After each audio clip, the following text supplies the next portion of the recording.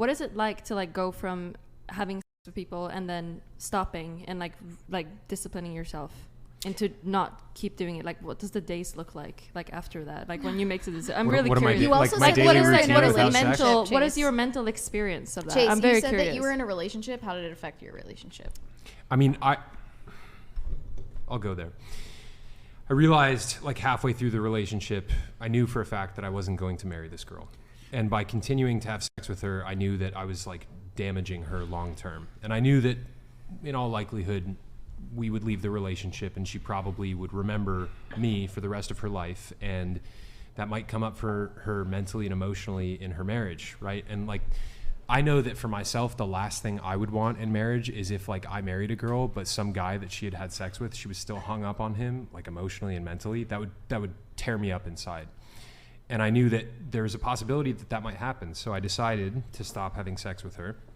And this was in 2019. In 2020, I realized the way that the world was going, I really wanted God's favor over my life. And for me, honestly, like, having the confidence that God has my back is worth it so much more to me than like fornicating with women that I'm not going to marry. Like I really, really want an exceptional wife and I want God's blessing in that way. So it's like, okay, like temporary sex with a girl I'm not going to marry, God's favor in my life. Obviously I want God's favor in my life more. So you would have sex if you marry someone, you're going to have sex with them. I'm assuming. We're just going to have a sexless hopefully. marriage. What kind of Are question? you talking about I'm premarital? curious. Yeah, I'm curious if you No, just we're not going to have premarital. You think he's going to get sex. married and not have sex? I thought that's what it was. Well, it's I wasn't really sure. Wait. No, we're not. No, Maybe we're not. it was just like hardcore into something here. No, we're not going to have premarital sex. We'll have plenty of sex when we're married. But you thought he was going to marry someone and not have sex with them? Yeah, I don't know. Some people do that. Depending on where your access is coming from. As straight I as don't think that. they plan on doing that. To be honest, I wasn't sure. That as straight as that is, that's pretty gay. Yeah, it is pretty gay. To be honest, I'm actually like, I'm really excited at the idea of not having premarital sex because it's such an excellent filter for whether or not you're right for somebody. Like the way I look at it, if a girl and I, we're dating or I court her or whatever, and we're not having sex with each other, and after a year or 2 years or whatever it is, I still want to get married to her. It's like, like that's the one for you. You know what I mean? And that's like the best filtering mechanism possible for finding a good spouse. In my opinion. I don't want to argue against you, but like I feel like I could flip that exactly in 180. I will. To where, if there's a girl that you've been dating, if there's a girl you've been dating for 2 years and you haven't fucked her yet, and what if there's like the risk that the only reason you want to get married is so you can finally explore that, and then after you do, you're like, oh. Whereas if you've been fucking a girl, but you still really love her after 2 years, isn't that like a really? I want to defend Chase. To be honest, may I address what he said first? Go ahead. Thank you. You may. Thank you, Destiny. He gives you permission. Thank you, Destiny. Yeah, I mean, like I know how to read women really well, and like I cannot imagine a scenario where like I'm dating a girl for 2 years and we get married and start having sex and then it just goes to shit in the bedroom. I cannot imagine that happening, and I have 100% certainty that it would not happen. Yeah, I want to add on to that. So, and this is anecdotal evidence for sure, but the most successful relationship I ever had was when I was like, strike me down. you're going to hell. The most successful relationship I've ever had was like when me and the girl, we were like legitimately, it was March 2016 until December. Yeah, so like 9 months we were just texting back and forth and like nothing sexual, just getting to know each other. And then when we did finally have sex, it was great, whatever.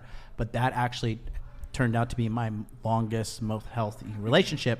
And I would go ahead and add on to that, thinking that like I got to know her for who she was over text, and I got to like her and know her as an individual. And then from there, the sex was kind of like icing on the cake, which I understand in your world, like, and me too, like, your girl, first date, second date, third date, it is what it is. But I think like when you kind of jump over the initial courtship to straight sex, like you can get blinded with dopamine and serotonin, and you're like, the sex is so great, even though she's like a lying fucking treacherous bitch. Like the sex, because evolutionarily speaking, as men, like if we're having sex, our brain's like, you're winning, like keep going. Yeah. I want to make it. Go ahead. I want to make a constructive point to the overarching conversation. You guys have expressed a lot of concern for like the fatherless homes out there and the breakdown of marriages and people's marriages falling apart. to what MLD was just saying, like, I've spoken with a lot of older dudes asking them why they got divorced. And like, you know, I tell this on previous episodes of the podcast. At my local gym, there's like 6 older guys that are all divorced. And when asking them questions like, hey, how did it get to this point? 5 out of the 6 of them all said, yeah, we got into our 40s, and you know, that initial, that kind of like physical attraction, it kind of wore off, and we realized beyond the sex there wasn't much there in the relationship.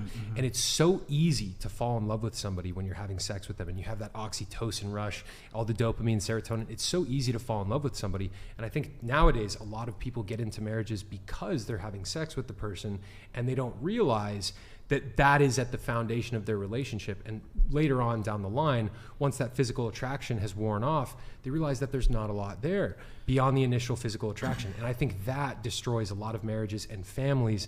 And what I've been describing, waiting, you know, to not having premarital sex, I think that's an amazing guard against that. And I would say that there's probably far more successful marriages than failed marriages because people waited to have sex.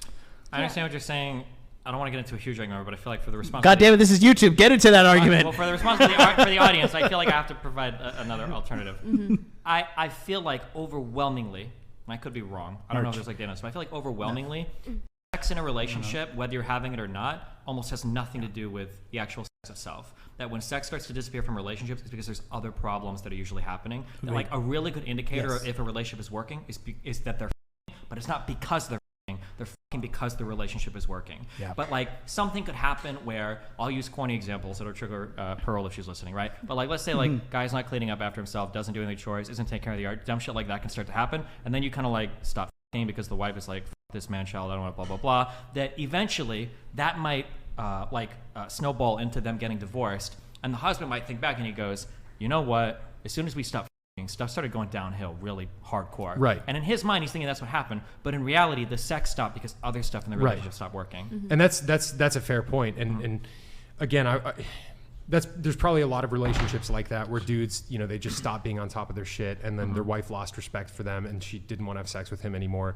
And he might look at it and be like, well, we stopped having sex. That's what made the marriage fall apart.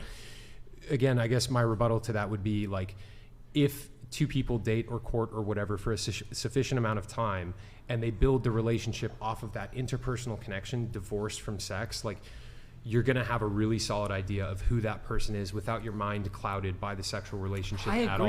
I agree. You present sex as such a weird, like, tangential thing. I think that sex can be part of how you build that relationship. It can, but a lot of people get into marriages that they shouldn't get into because they're overlooking red flags and other things. Yeah, but there's also people that get into those marriages that didn't even get to look for red flags.